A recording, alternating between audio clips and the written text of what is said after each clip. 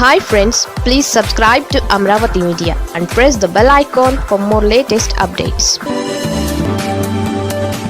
TDP నేతల్ని ఇరికించడానికి స్టాలిన్ బాటలో జగన్ కొత్త ఆలోచన. స్టాలిన్ కొత్త చట్టంపై వైసీపీ గురిపెట్టిందా? టీడీపీ నేతలను ఇరికించేందుకు అదే కరెక్ట్ అని భావిస్తోందా? వైసీపీ అధికారంలోకి వస్తే అలాంటి చట్టం తీసుకురావాలని ఆలోచన చేస్తోందా? ఇంతకీ తమిళనాడులోని స్టాలిన్ సర్కార్ తీసుకొచ్చిన చట్టం ఏంటనే దానిపై ఇంకాస్త లోతుగా వెళదాం. ఫ్యూచర్ కోసం వైసీపీ కీలక నేతలు కొత్త ప్లాన్ చేస్తున్నారు. 2029లో ఎన్నికలలో ఖచ్చితంగా సత్తా చాటాలని భావిస్తోంది వైసీపీ. అందుకోసం కూటమి సర్కార్పై పదే పదే ఎదురుదాడి మొదలుపెట్టింది. చంద్రబాబు సర్కార్ ఏ పని చేసినా భూతద్దంలో చూడడం మొదలుపెట్టింది. ఒకవేళ 2029లో ప్రతిపక్షానికి పరిమితమైతే ఖచ్చితంగా 2033లో విజయం తమదేనని వైసీపీకి చెందిన కొందరు నేతలు చర్చించుకుంటున్నారు. వైసీపీ మళ్లీ ఏపీలో అధికారంలోకి వస్తే టీడీపీ నేతల నుంచి మొదలు కేడర్ వరకు అందరినీ జైలుకు పంపించాలనే ఆలోచన చేస్తున్నట్లు ఓ ఫీలర్ బయటకు వచ్చింది.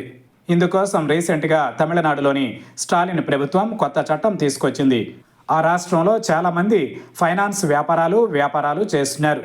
అప్పు కట్టలేని పరిస్థితి ఉండే వారి నుంచి బలవంతంగా వసూలు చేస్తున్నారు. కొన్నిసార్లు వారిచ్చిన డబ్బుకు సరిపడిన ఆస్తిని స్వాధీనం చేసుకుంటారు. ఇలాంటి వారికే ఊహించని షాక్ ఇచ్చింది స్టాలిన్ ప్రభుత్వం.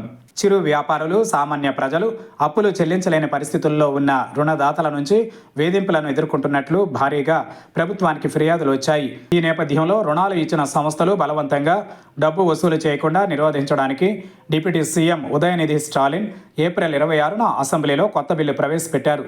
అప్పులు తీసుకున్న వారి నుంచి బలవంతంగా రుణాలు వసూలు చేస్తే కఠిన శిక్షలు వేయనుంది. బెదిరించి మరీ అప్పులు వసూలు చేసినట్లు తేలితే 5 ఏళ్ల జైలు శిక్ష, 5 లక్షల జరిమానా విధించనుంది. ఇటీవలే ఇందుకు సంబంధించిన బిల్లును డిప్యూటీ సీఎం ఉదయనిధి స్టాలిన్ అసెంబ్లీలో ప్రవేశపెట్టారు. తాజాగా ఈ బిల్లుకు గవర్నర్ రవి ఆమోదముద్ర వేశారు. దీంతో స్టాలిన్ ప్రభుత్వం తీసుకొచ్చిన కొత్త చట్టం అమల్లోకి వచ్చేసింది. ఈ మధ్య కాలంలో చాలా బ్యాంకులు రికవరీ ఏజెంట్లను పెట్టి రుణాలు వసూలు చేస్తున్నాయి. వారి విషయంలో ఏంటనేది స్పష్టత రావాల్సి ఉంది. గతంలో వైసీపీ అధికారంలోకి రాగానే కాల్ మనీ వేధింపుదారులపై ఫోకస్ చేసింది.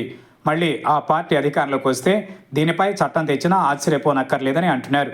ఎందుకంటే ఇందులో ఎక్కువగా ఆ పార్టీ కార్యకర్తలు ఉన్నట్లు భావిస్తోంది.